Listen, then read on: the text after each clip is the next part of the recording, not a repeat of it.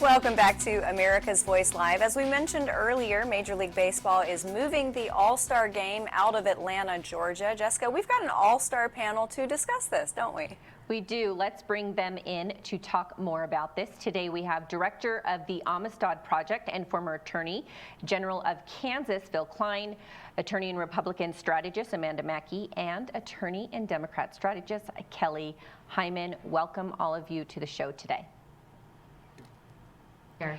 So Phil, I want to go to you first. Georgia's new voting law is being called everything from suppressive to even racist by the Democrats. What is your opinion of this new law? And do you think more laws like this are necessary after 2020? Well, actually, there are many laws in place that are more restrictive than Georgia's, and requiring voter identification is not radical nor extreme, and it's supported by most Americans, and it is a rational approach.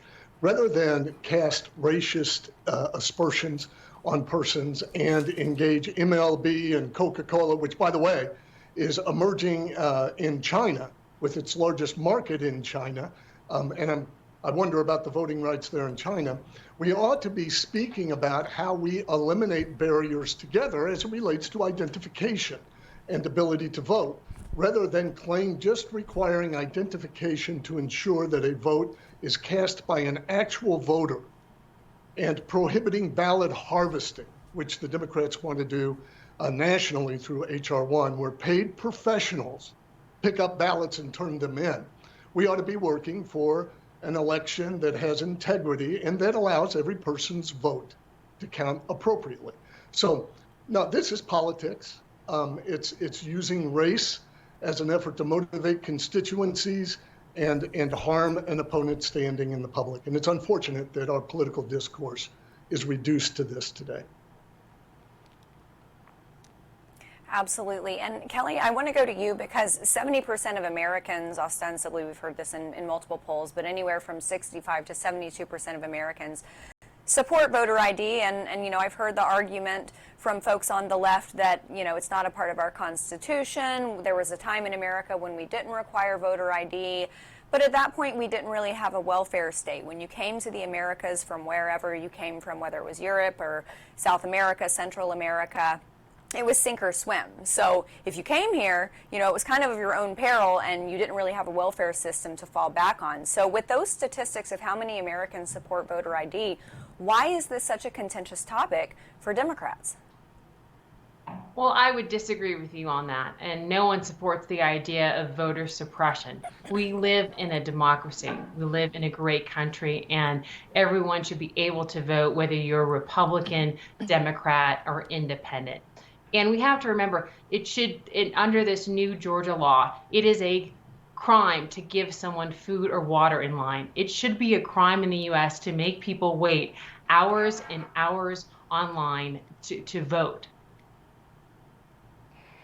And now, Amanda, I want to get your take on this, Amanda Mackey. What are your thoughts? Do you believe that this is suppressive, racist? Absolutely not. What they are doing is, in fact, following federal law. I have done election day work as a lawyer for about a decade, and you are not allowed to give anything to people who are standing in line because it is illegal to campaign within 150 feet of a polling location. And so for the fact that there is someone there with a, you know, let's say a campaign shirt for Obama standing there giving people water, that can influence their vote. And so that's why federal law prohibits that. And for Georgia to take that stance, they're just following federal law. There's absolutely nothing wrong with this. In fact, the state of New York does the very same thing. Anything over $1, they can't give food or drink.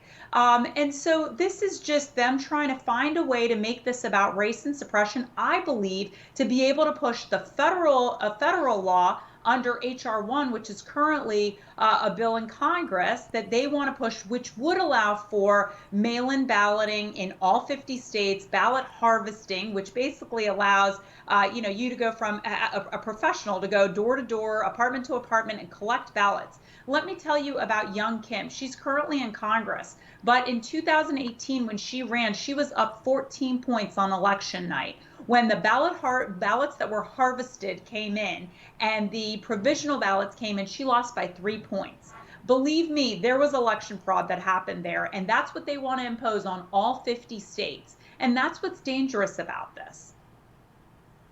Yeah, and to what, Amanda, you were saying, that actually happened in 8 different Republican races for the House in the midterms in 2018, where on Election Day you had the Republicans ahead.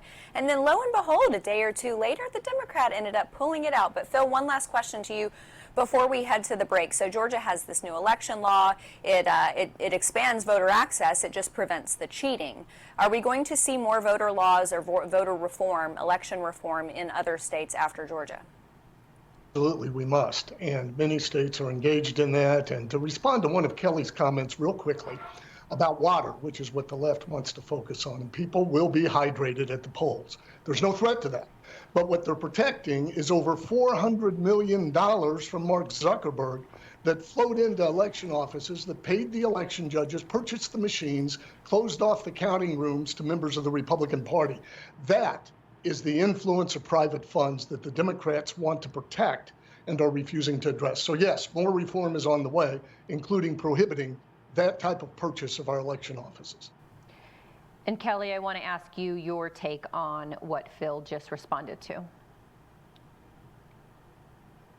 You know, we live in a democracy, and to Phil's point, you know, we shouldn't make people wait hours and hours in line to vote. I mean, it's a shame that people are doing this to people, and these laws are trying to suppress people's vote. So that's what it's accomplishing. I've stood for hours and hours. I've stood in line overnight to wait for concert tickets.